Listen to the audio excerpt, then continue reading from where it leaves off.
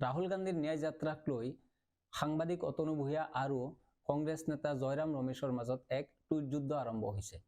দৰাচলতে সাংবাদিক অতনু ভূঞাই এক টুইট কৰিছিল যে গুৱাহাটী প্ৰেছ ক্লাবে ৰাহুল গান্ধীক এক বাৰ্তালাপৰ বাবে নিমন্ত্ৰণ জনাইছিলে, কিন্তু প্ৰেছ ক্লাবৰ 12জন সদস্যই ৰাহুল গান্ধীক নিমন্ত্ৰণ কৰাৰ পক্ষত নাই, অৰ্থাৎ সেই নিমন্ত্ৰণ এতিয়া প্ৰত্যাহাৰ হ'বলৈ গৈ আছে। তেনে ক্ষেত্ৰত এই টুইটৰ উত্তৰ হিচাপে জয়ৰাম ৰমেশে লিখিছে, মুখ্যমন্ত্ৰীয়ে গুৱাহাটীত ৰাহুল গান্ধীৰ ন্যায় যাত্ৰাৰ অনুমতি দিবলৈ এক প্ৰকাৰ অস্বীকাৰ কৰি আছে, তেওঁলোকে বিধি পথালি দি আছে আৰু গুৱাহাটী প্ৰেছ ক্লাবৰ সাংবাদিকসকলৰ সৈতেও বাৰ্তালাপ কৰাৰ অনুমতি দিয়াৰ পিছ হুহুকি আছে।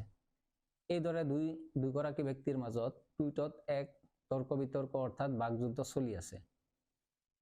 আমাৰ মনলৈ এটা কথা আহিছে যে প্ৰধানমন্ত্ৰী দুদিন পিছে পিছে গুৱাহাটীলৈ আহে, অসমলৈ আহে, তেতিয়া কেইগৰাকী সাংবাদিকে এইদৰে প্ৰশ্ন কৰে যে সাংবাদিকসকলৰ সৈতে প্ৰধানমন্ত্ৰী মোদীয়ে বাৰ্তালাপ কৰিব লাগে বা সাংবাদিকসকলৰ প্ৰশ্ন উত্থাপন যি কৰিব তাৰ উত্তৰ দিব লাগে, তেনেকুৱা কোনো কথা বতৰা হয়নে প্ৰধানমন্ত্ৰীৰ আগমনৰ সময়ত? নিশ্চিতভাৱে নহয়। কিন্তু হাস্যকৰভাৱে ৰাহুল গান্ধী, বিৰোধী নেতা ৰাহুল গান্ধীৰ আগমনৰ সময়ত এনেধৰণৰ কথা বতৰাবিলাক আলোচনাৰ মাজলৈ আহিছে। ধৰি ললো ৰাহুল গান্ধীয়ে উক্ত বাৰ্তালাপত অংশগ্ৰহণ কৰিলে, কিন্তু ৰাহুল গান্ধীয়ে কোনবোৰ সমস্যাৰ সমাধান দিব? ৰাহুল গান্ধীৰ হাততো নিশ্চিতভাৱে কোনো ধৰণৰ সমস্যাৰ সমাধান নাই, কিন্তু সমস্যাৰ সমাধান আছে কেন্দ্ৰীয় মন্ত্ৰীসকলৰ হাতত, অমিত শ্বাহৰ হাতত, প্ৰধানমন্ত্ৰীৰ হাতত। বিশেষকৈ এতিয়ালৈকে 10 বছৰত এটাও সংবাদমেল নিদিয়া প্ৰধানমন্ত্ৰীক সাংবাদিকসকলে প্ৰশ্ন নিশ্চিতভাৱে সুধিব লাগিছিলে যে আপুনি সাংবাদিকসকলৰ সৈতে বহক আৰু সাংবাদিকসকলৰ প্ৰশ্নৰ উত্তৰ দিয়ক, কিন্তু তেনেকুৱা দেখা পোৱা নাই।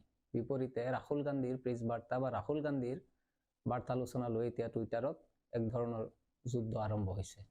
ইয়াৰ জৰিয়তে সাংবাদিকতা আৰু ৰাজনৈতিক নেতাৰ প্ৰতি সাংবাদিকসকলৰ কি দৃষ্টিভংগী সেয়াও স্পষ্ট হৈ পৰে। অনাগত দিনত গুৱাহাটীত ৰাহুল গান্ধীয়ে ন্যায় যাত্ৰা কিদৰে কৰে আৰু কেনেধৰণৰ পৰিস্থিতি তেতিয়া উদ্ভৱ হয়, চৰকাৰে প্ৰশাসনে অনুমতি দিয়ে নে নিদিয়ে, সেয়া লক্ষণীয় হ'ব।